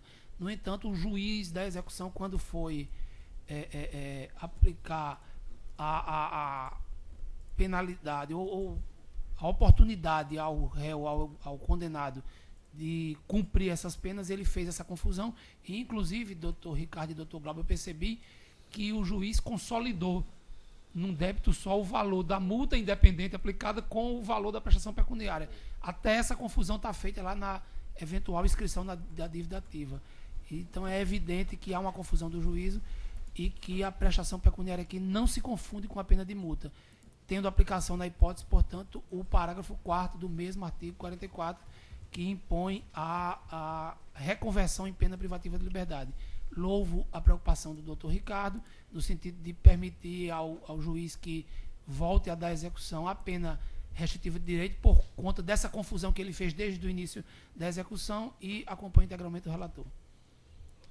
Doutora Adriana, como Eu vota também, Vossa senhor Excelência? presidente, acompanho integralmente o relator e quero dizer que, de fato, andou muito bem o doutor Ricardo quando ele deixou de fazer a conversão imediata da pena restritiva de direito em privativa de liberdade, até porque já há pródigos precedentes da jurisprudência no sentido de que há necessidade de comprovação de que esse pagamento, o pagamento a ser feito pela penada, deveria ser injustificada. Então, como nós não temos elementos nos autos que autorizem essa conversão imediata, eu acompanho integralmente o relator, então, para que possibilite, se for o caso, até a realização de uma nova audiência admonitória.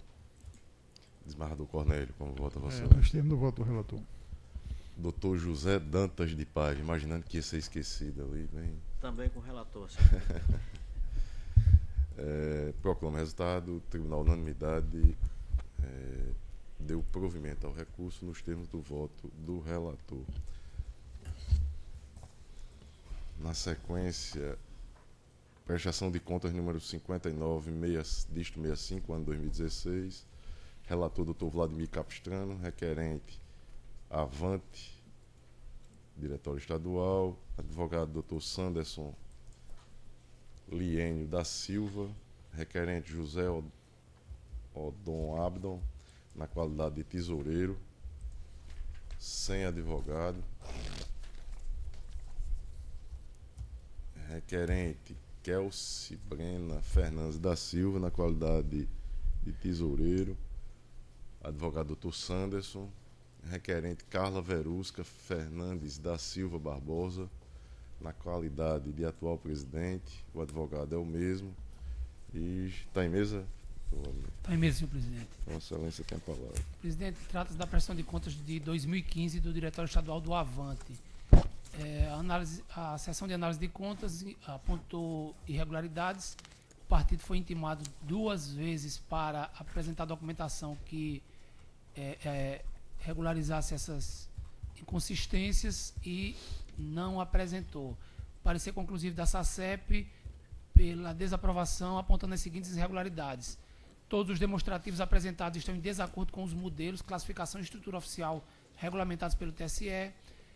As peças previstas na resolução 29 no artigo 29 da resolução 23.432 estão ausentes. Recibos de doação referentes às doações estimáveis em dinheiro também ausentes. Ausência de registro e comprovação documental quanto aos serviços de contabilidade e advocatício, e a ausência de detalhamento em demonstrativo próprio quanto às doações estimáveis em dinheiro, acompanhada de documento fiscal em nome do doador, instrumento de cessão e avaliação de mercado. A Procuradoria, considerando as mesmas falhas da SACEP, emitiu parecer pela desaprovação. E é o relatório. Em discussão, aprovado o relatório, como vota Vossa Excelência? Senhor presidente, de início, quanto às peças e relatórios contábeis, vale salientar que, para além de estarem em desacordo com os modelos e estruturas oficiais do TSE, circunstância que isoladamente não é causa de reprovação, não há de outra banda como ignorar a sensível ausência de documentos e relatórios elencados no artigo 29 da resolução 23.432. A exemplo do livro diário autenticado no ofício civil, irregularidade essa, a ausência do livro diário, que por si só já ensejaria a desaprovação das contas. Aponto precedentes e continuo. No outro pórtico, cumpre asseverar que a totalidade da receita partidária no exercício é oriunda de doações estimáveis em dinheiro, efetuadas por uma única pessoa física, o senhor Décio Gomes Santiago, fazendo o total de R$ 7.440, tendo sido declarada a folha 21 que tal valor é composto por 12 aluguéis mensais que importam em R$ 6.000, energia elétrica no valor de R$ 600, R$ 240 pagamento do consumo de água e telefonia também no valor de R$ 600. Entretanto, nenhum recibo referente a tais doações foi carreado aos autos, seja originalmente na apresentação das contas, seja por ocasião das diligências específicas. Ainda nessa linha, porém, sob a ótica da despesa, mostra-se presente mais uma mácula no tocante às doações estimáveis. E neste caso concreto, vale frisar que essa irregularidade permeia toda a movimentação financeira da GREI regional, consistente na ausência de detalhamento e ratificação por meio de comprovante fiscal em nome do doador ou instrumento de cessão e avaliação de mercado dos recursos despendidos, porquanto não há nos autos qualquer documento abonador da legítima destinação dessas verbas. Cabe dizer ainda, quanto ao ponto, que, à exceção do aluguel, todos os outros gastos com recursos estimáveis foram direcionados, consoante declarado, ao pagamento de concessionários de serviço público, liquidáveis, portanto, mediante fatura e documentos fiscais, os quais se mostram indispensáveis ao endosso da correta destinação dos recursos. Por esse motivo, tal lacuna, ao dificultar sobremaneira a fiscalização do gasto, por demais favorece a reprovação contábil no caso em exame. Na mesma esteira, não restou demonstrado, por exemplo, a propriedade do imóvel relativa à doação do valor a título de aluguel, situação também determinante para desacreditar ainda mais a rigidez contábil. Noutra banda, vê-se também a margem de registro e comprovação em serviços profissionais de contabilidade e advocacia, os quais, longe de dúvidas, foram prestados em favor do ente partidário, vez que há nestes autos elementos mais que suficientes a comprovar sua efetivação. Com efeito, dada a inegável presença, gravidade e amplitude das irregularidades mencionadas, especialmente no tocante à arrecadação e ao gasto dos recursos estimados em dinheiro, que perfazem a totalidade das movimentações financeiras, há que se reconhecer efetivo comprometimento da transparência e da confiabilidade da prestação contábil, não havendo possibilidade de outra senão reprovar as contas em análise. Já no concernente à dosimetria da suspensão das cotas do fundo partidário, vale destacar que, para além das significativas e graves irregularidades apontadas, as quais de logo já conduzem, sob o ângulo da proporcionalidade, a um número de meses considerável, cumpre também agregar fato negativamente curioso, verificado nas contas anuais do Avante, relativas ao exercício de 2014. Nós aqui estamos julgando as do exercício de 2015. E eu estou trazendo agora um fato das contas de 2014. Apuradas na prestação de contas 4603 da relatoria do juiz Francisco Glauco Pessoa Alves. Inicialmente, por meio de consulta ao demonstrativo do resultado do exercício de 2014, verifiquei que os valores lançados a título de receitas e despesas operacionais para aquele exercício coincidiram com os mesmos dados registrados na prestação das contas em exame de 2015. Diante de tal cenário, solicitei à Secretaria Judiciária, por empréstimos, os autos da prestação de contas 4603, ocasião em que, após análise das peças contábeis do citado processo, observei que todos os recursos movimentados em 2014 pelo Avante vieram única e exclusivamente do mesmo doador do exercício 2015. E não fosse só isso, tratam-se dos mesmos valores destinados exatamente a cobrir idênticas despesas. Dita circunstância, longe de ser coincidência, é impossível de ocorrer do ponto de vista pragmático, já que não se mostra crível que o partido tenha empregado milimetricamente exatos valores com água, energia e telefone em 2 exercícios seguidos. Tal situação revela que, no caso aqui em análise, houve, na verdade, uma mera reprodução dos documentos das contas do exercício anterior, configurando, a meu pensar, tratamento visivelmente desidioso na condução de importante atividade partidária quanto ao dever de zelar pela veracidade e transparência das informações financeiras prestadas a esta justiça especializada. Referido cenário, em conjunto com as demais irregularidades constatadas, sopesa em favor de punição mais rigorosa, de modo a suspender as cotas do fundo partidário em seu patamar máximo, ou seja, 12 meses. Com base nessas considerações, em consonância com a manifestação da Procuradoria Regional Eleitoral, voto pela desaprovação das contas do Diretório Estadual do Avante relativamente ao exercício financeiro de 2015, suspendendo-se o repasse das cotas do fundo partidário pelo período de 12 meses, nos termos do artigo 48, parágrafo 2º da Resolução 23.432. E é como voto, senhor presidente. Alguma divergência? Com o relator. Com o relator. Processo julgado à unanimidade nos termos do voto do relator.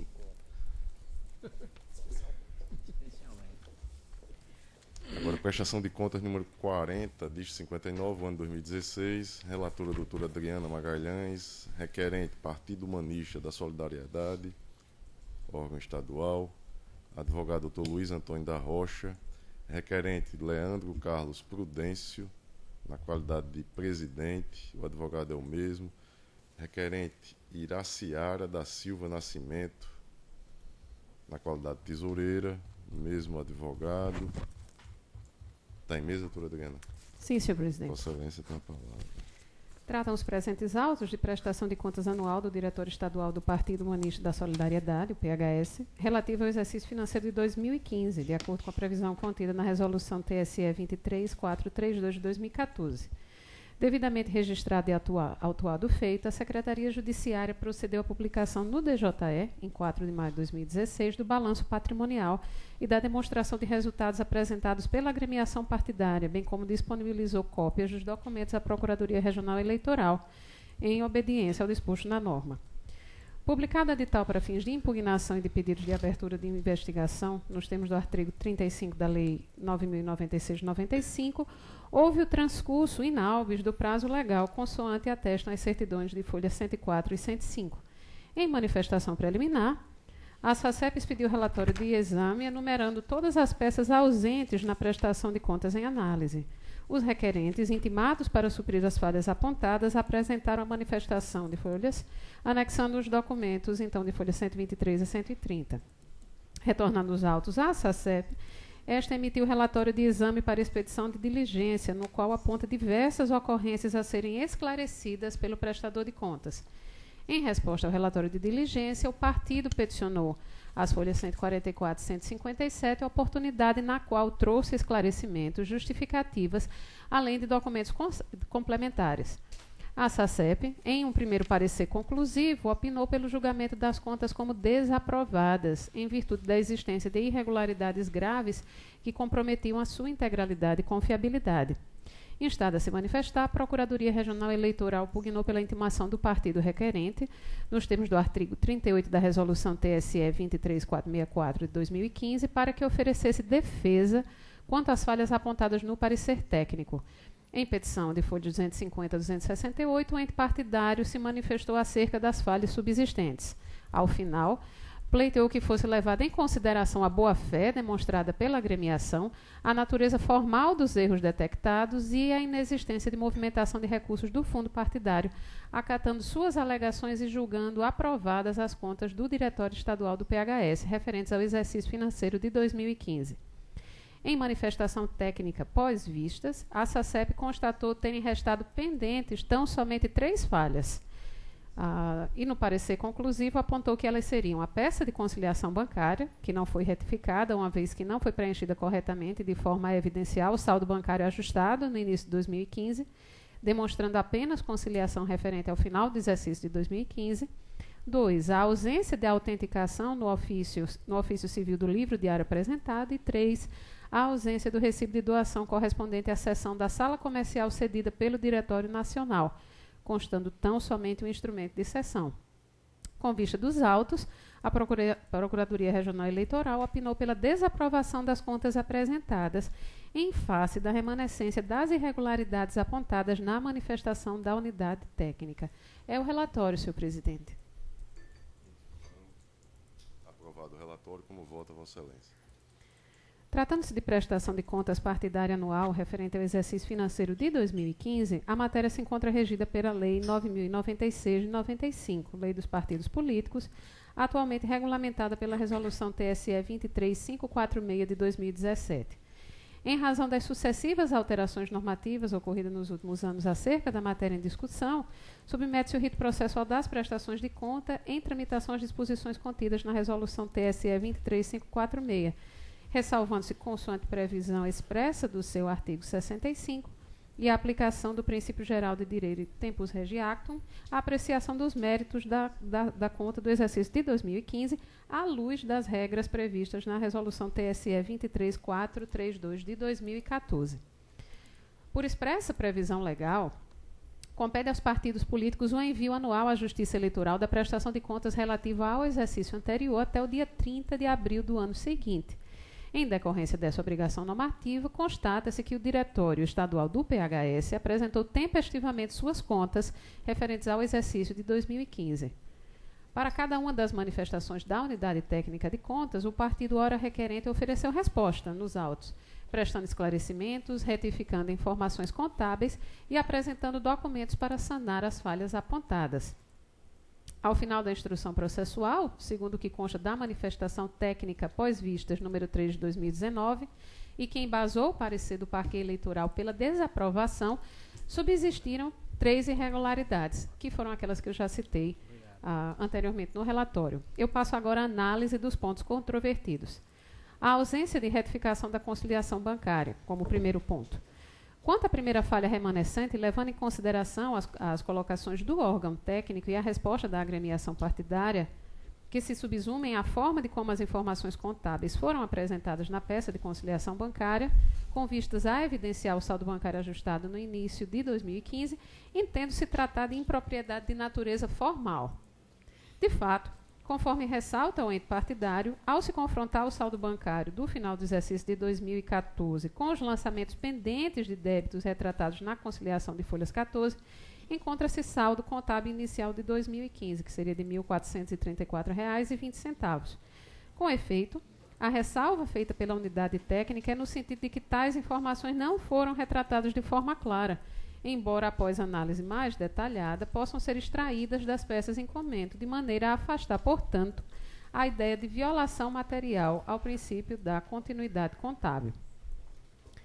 Quanto ao segundo ponto, que seria a ausência de autenticação, eu acho que foi inclusive tratado por Dr. Vladimir hoje em voto dele, eu também sigo na mesma linha, que no tocante à ausência de autenticação no registro público competente do livro diário apresentado, não há como prosperar a justificativa do requerente de que não dispunha de recursos financeiros para autenticar o referido documento, e que tal falha caracterizaria erro de natureza meramente formal.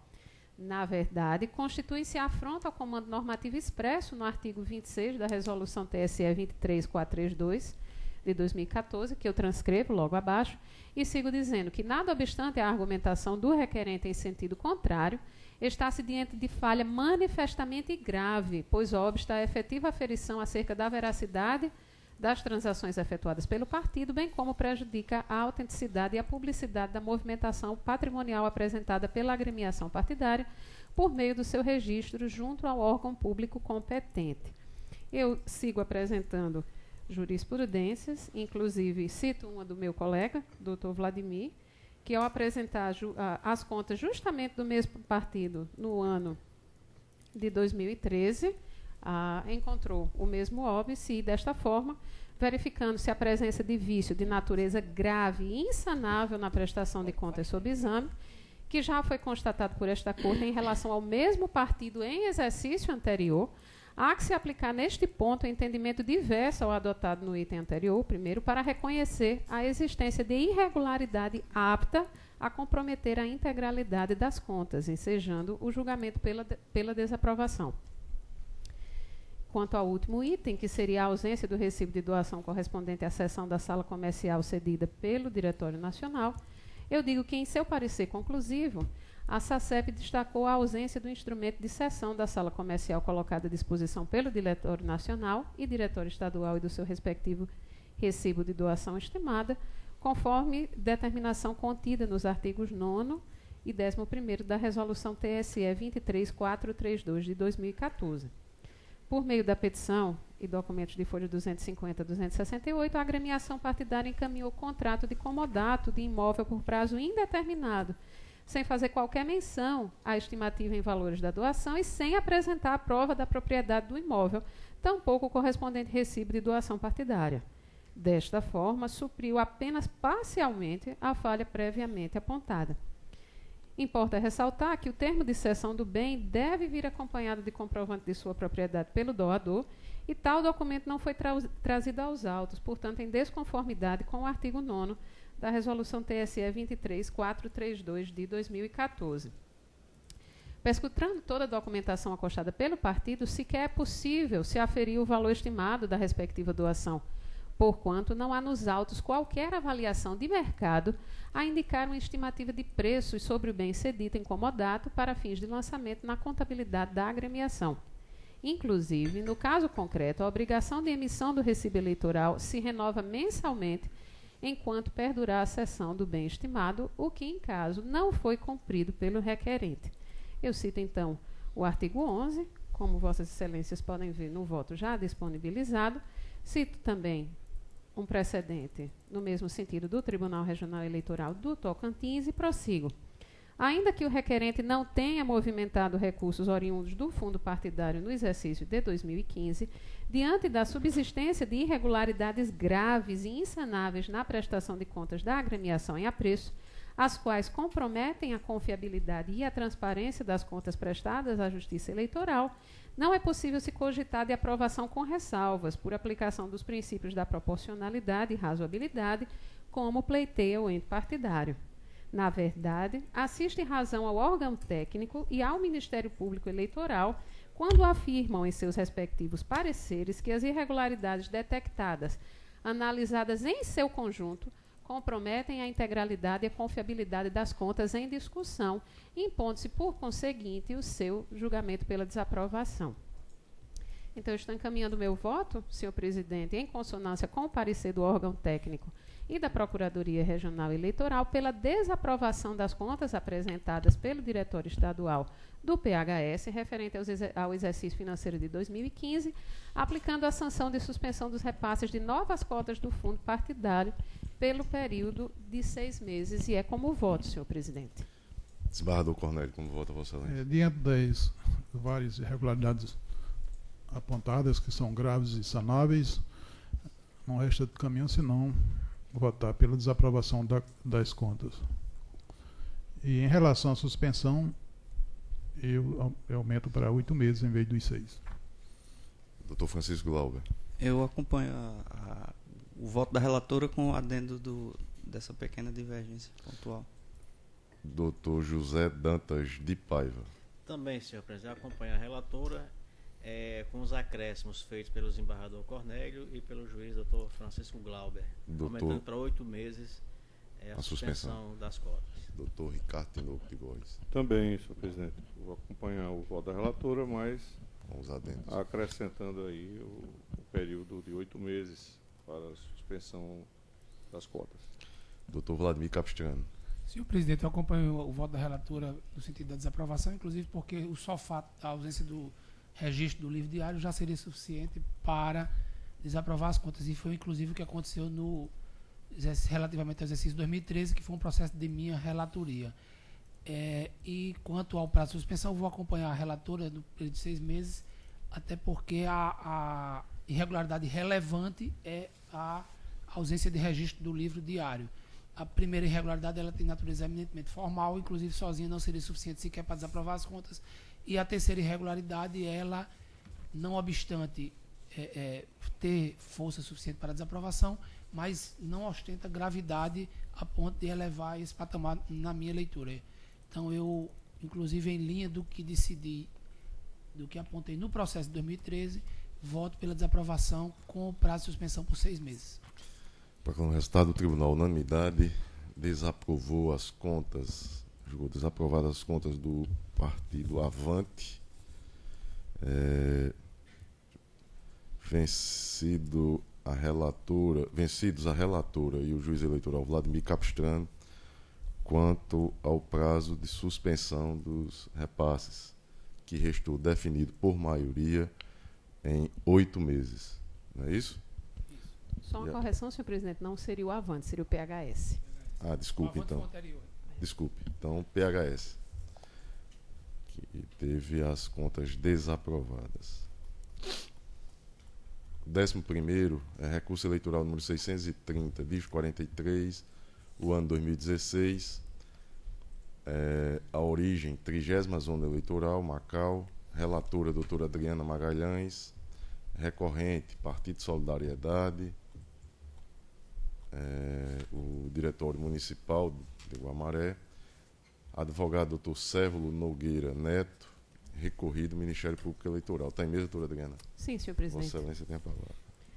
Tratam os presentes autos de recurso eleitoral interposto pela Direção Municipal do Partido Solidariedade, Guamaré, em face de sentença prolatada pelo juízo da 30ª Zona Eleitoral, que julgou desaprovadas as contas de campanha eleitoral relativas às eleições de 2016, em razão da não apresentação dos extratos bancários referentes à movimentação dos recursos de campanha e à ausência de comprovação quanto à natureza dos recursos estimáveis. Em sede recursal, o recorrente alegou que as irregularidades apontadas pelo juízo de primeira instância se tratam de falhas meramente formais, explicitando a justificativa quanto à ausência dos extratos bancários e que tal omissão não ensejaria desaprovação das contas, segundo jurisprudência colacionada. Ainda aduziu que não há limite legal quanto às doações estimáveis em dinheiro face ao montante geral arrecadado e que os serviços advocatícios e contábeis doados não configuram gastos eleitorais.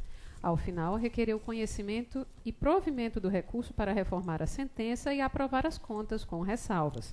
Anexo ao recurso, vieram novos documentos, estes que repousam as folhas 63 a 69.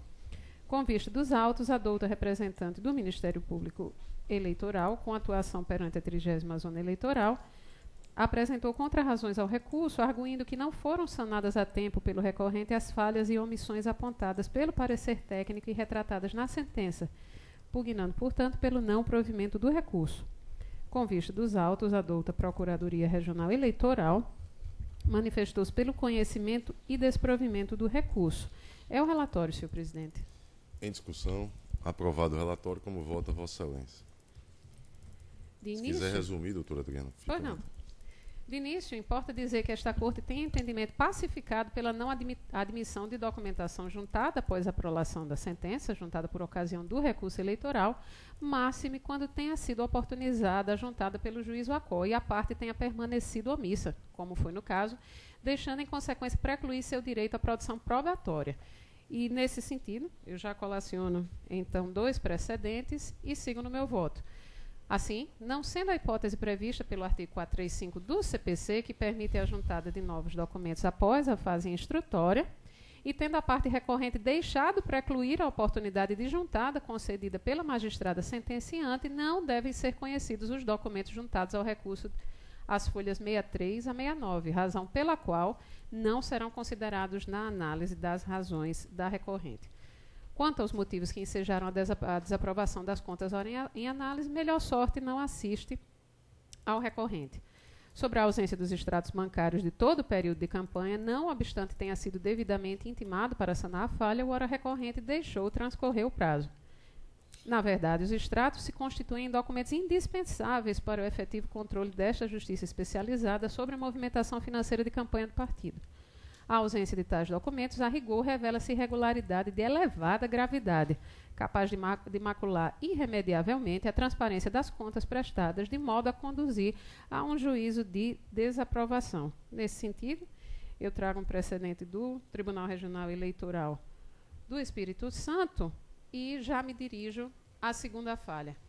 Igual modo ocorre com a segunda falha, na medida em que o partido não se desincumbiu do ônus de comprovar a propriedade do bem doado para uso em sua campanha eleitoral, o veículo Volkswagen Saveiro, constante do recibo eleitoral de folhas 21, doação avaliada em R$2.000, embora tenha sido devidamente intimado para tal por meio do relatório de diligências de folhas 39 a 45. Eu transcrevo abaixo qual a determinação contida no artigo 53 da Resolução 23463 de 2015 do TSE e digo, compulsando os autos, constata-se também que a agremiação partidária não comprovou a propriedade do veículo cedido para uso durante a campanha eleitoral, malgrado tenha sido devidamente diligenciada para sanar tal omissão. Some-se a isso a discussão travada acerca das doações relacionadas aos serviços advocatícios e contábeis prestados durante a campanha eleitoral, conforme registrado nos recibos de folhas 17 e 19, cuja emissão se deu no auge da campanha para as eleições municipais de 2016.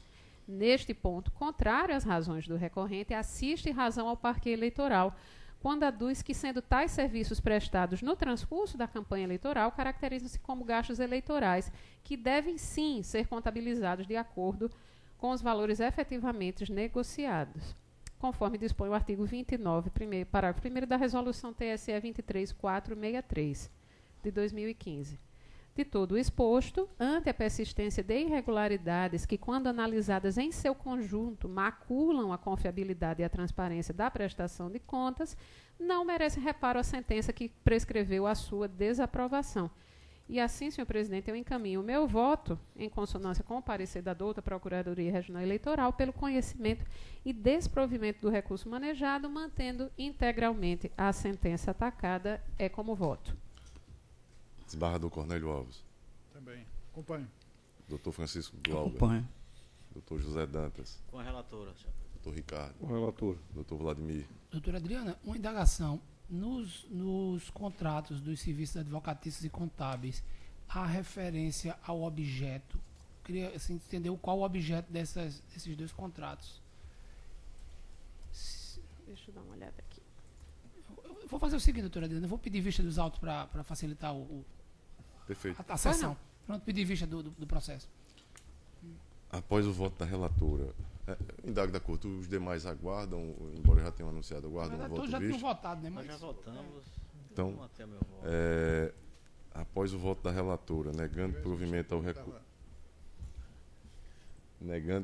ao recurso, acompanhada pelo desembargador Cornélio Alves, juízes eleitorais, Francisco Glauber, José Dantas de Paiva e Ricardo Tinoco, pediu vista dos autos o juiz eleitoral Vladimir Capistrano. Encerrada a pauta judicial, na pauta administrativa. E aí eu tenho aqui só uma informação, foi publicado no dia de hoje a portaria do TSE 344/2019, que define aqui o organograma, aqui, o cronograma, desculpe, de implantação do PJE no primeiro grau. E aí nós temos aqui no Rio Grande do Norte uma previsão de início, agora já no mês de agosto na capital e em setembro no interior. Então aí a tão desejada implantação do processo judicial eletrônico parece que agora vai adiante, que assim seja. Processos administrativos, o primeiro deles aí todos eles no PJE, é o 600-113 de 74, trata da designação do juiz eleitoral da terceira zona eleitoral da capital, e a juíza escolhida é doutora Rádia Rayane Holanda de Alencar, afastada há mais tempo da jurisdição eleitoral. E não tendo contra ela nenhuma falta disciplinar registrada em nossa corregedoria. Todos de acordo? De acordo. E o MP também. Senhor presidente, eu estou sem meu token, eu queria só que faça registrado o voto. O pessoal lá Tá. consegue registrar. Obrigado, doutor Francisco. E os outros três tratam de dois deles de requisição inicial e um outro de interrupção a pedido da servidora. Os três estão disponibilizados. Eu peço a opinião do Ministério Público. Favorável. Eu vou apenas identificar, é o PA 600-105-97, origem 16ª Zona Eleitoral, Santa Cruz, servidor Charles Roosevelt Costa Soares. O seguinte é o PA 600-110-22, ano 2019, origem 33ª Zona Eleitoral, Mossoró, requisição inicial da servidora Priscila Morgana Veríssimo Pontes. E o outro, que é a interrupção, PA 600-106, distrito 82, 16ª Zona Eleitoral, Santa Cruz, servidor Eliú de Dantas Dério de França. Todos de acordo? De acordo. De acordo. Aprovado. Então, nenhum outro processo a ser julgado. Às 15h42, eu declaro encerrada a presente sessão. Agora só, segundo.